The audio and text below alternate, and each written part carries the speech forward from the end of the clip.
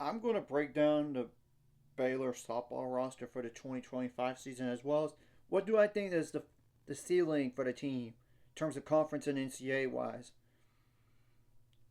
and the floor. It is a 25 player roster, and I will say there are 12 seniors on the roster. So it's good to have experience, obviously. And how many juniors? One, two, three of them. Now, sophomores, three. Yeah, three of them. Now, freshmen, there are one, two, three, four, five, six, seven. Seven freshmen. Now, I will go into how many in each position. And we'll see who starts and all this in terms of like if they're position players, or if they're like utility and all that in the batting order. That's just there are like two true catchers on the team, though there's like one catcher that could be an infielder as well, and even another one as a utility player. So yeah, that's pretty good. And of course, if you could have versatility. Now, if you want to just include the catcher as an infielder, as in Teron Coleman, I apologize if I'm looking down because I cannot memorize all this stuff here.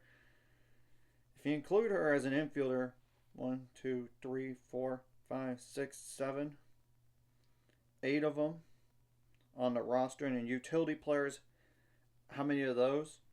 One, two, three, four. Outfielders, yeah, they had to they lost some pieces from last year, but they got some good ones. So I'm not worried about that at all. One, two, three, four, five. You have five of those. And how many pitchers are on the team? Two, three, four, five, six. Yeah, six of them. And of course, you don't want to wear out like pitchers too much, especially early on, and especially if they're coming off of like recovering from an injury and all that. So I'm gonna say this: like, I do not see this team not making the NCAA tournament. I just don't see it. Not making it. They're too good in terms of talent. Of course, you can't predict injuries to happen. You just can't. And as we all know, in the preseason softball poll for the Big 12, they are picked fourth in the league, which I think it's fair. And when you look at the preseason rankings across the country, they're right with them on the other three schools that are ahead of them. I mean, Oklahoma State and Texas Tech, obviously, they're top 10 teams, but you get the point. And I really just don't think the team is going to finish any lower than fourth and fifth in the conference. To be honest, I don't see it unless injuries occur, of course. Of course. Now, like, I would say they're more of a regional team at worst. So I think they're going to be a regional team this year. Whether they're hosting or not, it doesn't really matter. That's the floor for the team. I see it. Now, the ceiling, I think they could finish first or second in the league. Though I know it's going to be tough because Texas Tech and Oklahoma State are in the way, of course. First off, and it's not even mentioning Arizona coming in the Big 12. Too, and of course, you don't play everybody on the schedule as well. So I really do think they can finish first or second in the Big 12 at best. Now, NCAA tournament wise, this is where I think the upside of having experience will help. Especially from those players that returned from last year's run to the Super Regionals. I think they could go potentially a step further, as in Women's College World Series. I'm not saying the championship series, because there are certain teams that are probably that. It's not that I'm not believing that they could, because you never know in sports, because upsets do happen. I mean, UCLA a few years ago was like one of the better seeds in the NCAA tournament, and they lost in the first two games of regionals.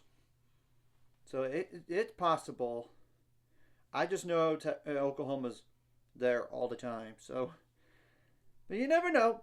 Things could happen, and they're going to be battle tested early on, and in the non-conference, of course, conference too. I really think they could very well go to the Women's College World Series this year. Whether they win or not, or get to the championship series, we'll see. But and they could very well host the first two round. I mean, for the regional rounds, I think they could do that.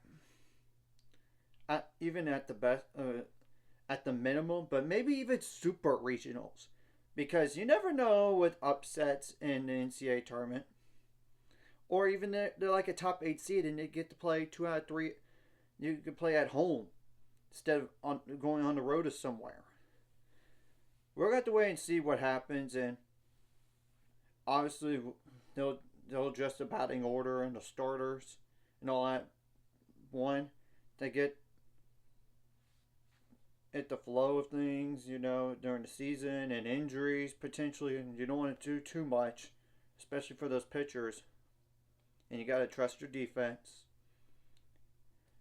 And it's definitely good to have Shailene to go with Van back, and you could look at all the awards that this team has got individually. Is it a lot of them, to say the least? And it's on social media, and it's been posted a lot. So yeah, and now you got Tariah Coleman too.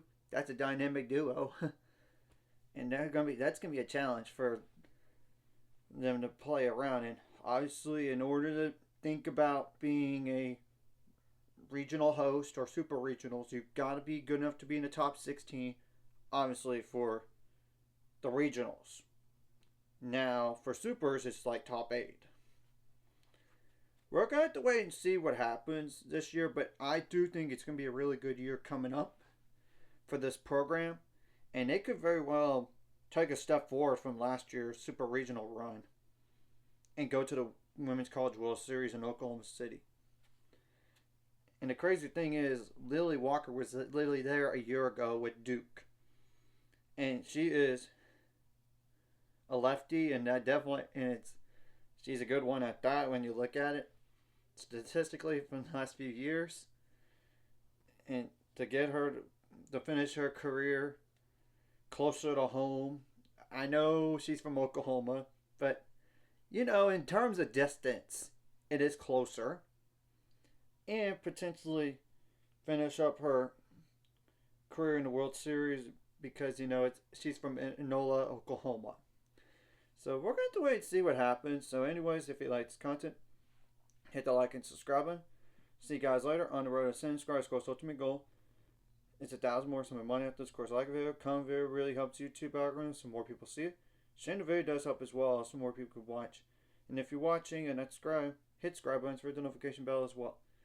And I hope for this program's sake and for the players' sake that Dariana Orm can finally pitch in an NCAA tournament game or in a postseason game, because she's not been able to do that at all at her time at Baylor. The key is try to build her back up slowly, and then maybe she'll be back to the pitcher that she was when she beat Oklahoma a few years ago. So we're going to have to wait and see what happens.